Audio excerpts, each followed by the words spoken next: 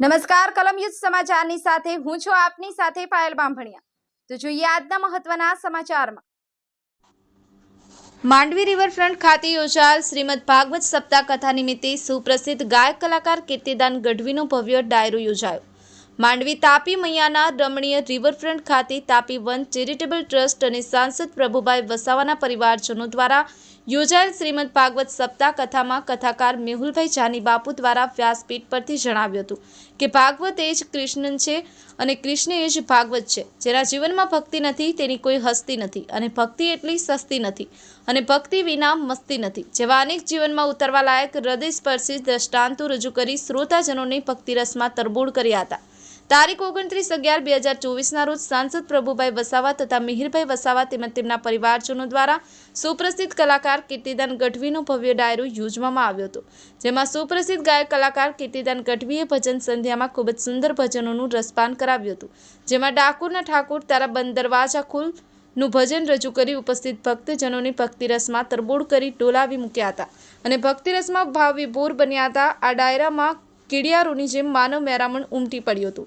આ પ્રસંગે માંડવીનગર તથા દૂર દૂરથી ઉપસ્થિત રહી કથા શ્રવણ કરનાર શ્રોતાજનોનો સાંસદ પ્રભુભાઈ વસાવા તથા મિહિરભાઈ વસાવા દ્વારા સૌનો આભાર માન્યો હતો। ઈશ્વર સોલંકી, કલમ યુદ્ધ સમાચાર, માંડવી।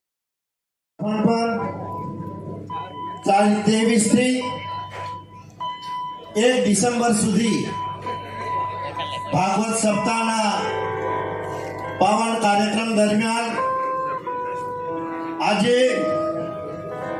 આપણા વિશ્વવિખ્યાત લોક ડાયરા કલાકાર એવા આદરણીય કીર્તિદાન ગઢવીજીના આ ડાયરાના પ્રોગ્રામમાં આપણી વચ્ચે જેમનું આપણે સ્વાગત કર્યું એવા આદરણીય મુરબ્બી કીર્તિદાન ગઢવીજી, કોકિલ કંઠી ખૂબ નાની ઉંમરમાં જેમણે ડાયસ પર ગાયિકા તરીકેની શરૂઆત કરી છે એવા આપણે મુરબ્બી ધનવીબા ગઢવીજી।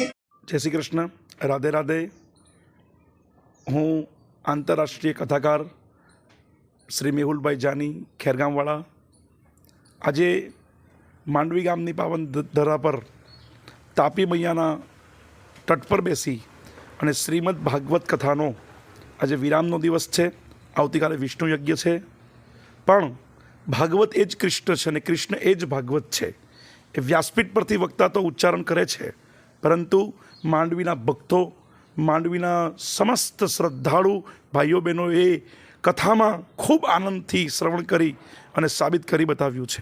ખરેખર કથાના મુખ્ય યજમાન, મુખ્ય મનોરથી આપણા બારડોલીના સાંસદ શ્રી પ્રભુભાઈ વસાવા સાહેબ તથા મિહિરભાઈ વસાવા તથા એમનો સમસ્ત પરિવારને આ ભાગવતનો વિચાર આવ્યો એટલે સ્વયં હું કહી શકું કે કૃષ્ણની કૃપા હોય એને જ ભાગવતનો વિચાર આવે।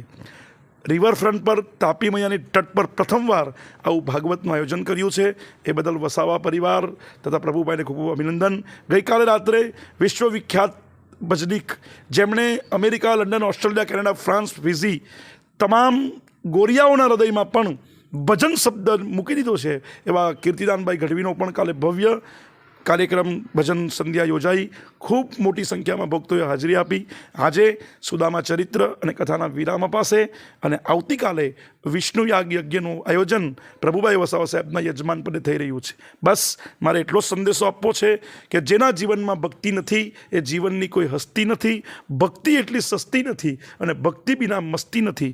ખરેખર આ પ્રભુભાઈ વસાવા સાહેબે સાબિત કરી બતાવ્યું છે કે એક રાજકીય આગેવાન હોવા છતાં પણ ધાર્મિકતા એમની રગે રગમાં વસે છે। એ બદલ સમસ્ત માંડવીના ભક્તજનો તથા સમસ્ત માંડવી ગામ પરિવાર તથા સમસ્ત કથામાં ઉપસ્થિત થયેલા સર્વ શ્રોતાજનોને મારો ભગવાન કૃષ્ણ ખૂબ ખુશ રાખે એવા આશીર્વાદ અને પત્રકાર મિત્રો જ્યાં કૃષ્ણ કથા વિશ્વ સુધી પહોંચાડી રહ્યા છે એવા પત્રકારોને પણ મારો ભગવાન ખૂબ સુખી રાખે એવા ખૂબ ખૂબ આશીર્વાદ। જય સિયારામ, રાધે રાધે।